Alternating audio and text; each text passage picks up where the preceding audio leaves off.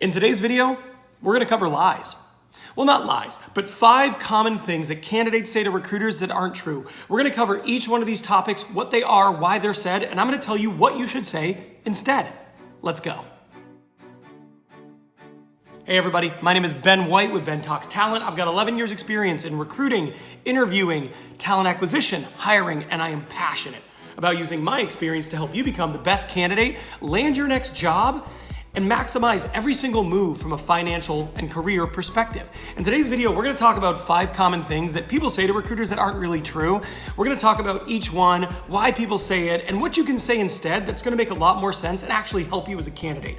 But before we get into that, do me a favor, if you haven't already, take 3 seconds, subscribe to my YouTube channel, and hit the notification bell. That way you never miss one of my videos. I drop 2 to 4 of these videos every single week. They're all free, and they're all designed to help take your interviewing to the next level. Let's get into the video. So, the first thing that people say to recruiters all the time that isn't true is, Ben, I didn't get laid off. It was mutual.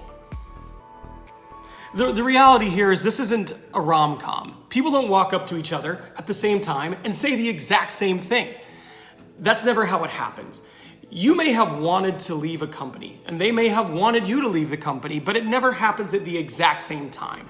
It's always initiated by one person, and the cold hard truth here is I have never talked to a candidate who made the decision to leave a company who said it was mutual. Anybody who makes the decision to leave an organization says to me, Ben, I made the decision to leave because of A, B, and C. So whenever you say, it was a mutual decision, we know you were let go or you were downsized. And that's okay. There are a lot of good reasons why good people end up having to leave a role. So instead of saying it was mutual, be honest.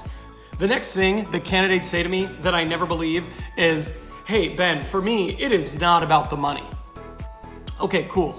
For you, it's about impact, it's about mission, it's about scope, it's about exciting work. Right, but if I send you a job and it's for 40% less salary than you're currently making, I know you don't want that job. It's okay to also want compensation to come along with all those other things. You're a great candidate and you deserve to be working on a role where you can make a big impact and you can increase your scope and grow as a professional while also be compensated fairly. You should be able to get all of that. So when you talk to a recruiter and you're worried about pricing yourself out of the market, don't say, hey, for me, it's not about the money. Let them know, Ben, at this point in my career, some of the things I'm really focused on are finding a job where I can grow my skills in this area, or I really want to work with this technology because it's exciting to me. At the same time, I'm looking for a salary at blank. And be straightforward. It's okay to do that. At the end of the day, hiring managers, recruiters, they want to know that you're not moving just for the money. But it's okay for that to be part of the picture. The next thing that candidates say all the time that I know just isn't true is they say, Ben, I am not interviewing elsewhere. I promise you are the only recruiter for me. This is the only job for me. I am a one-job guy. That's not true. I know that's not, and it's okay. One of the things that I think makes sense is for you to be honest with your recruiter.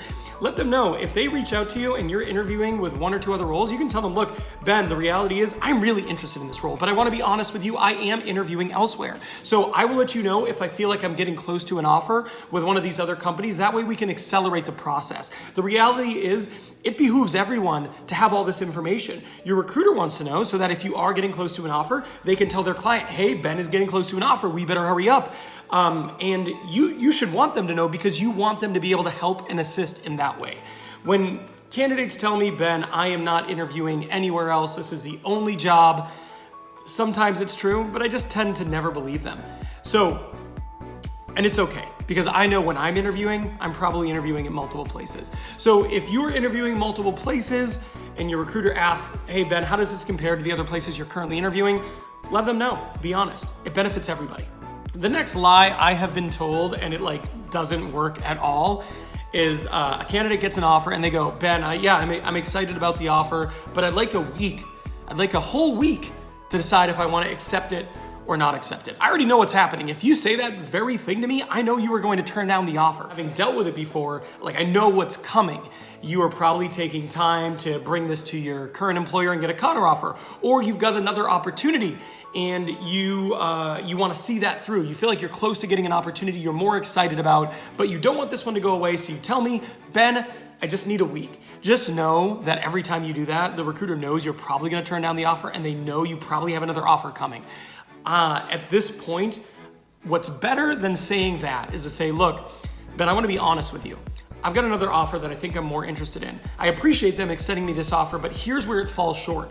If they can change this role to accomplish A, B, and C, then I think I might wanna accept this role. But as it currently stands, given how the offer is coming in, I'm more excited about the other one.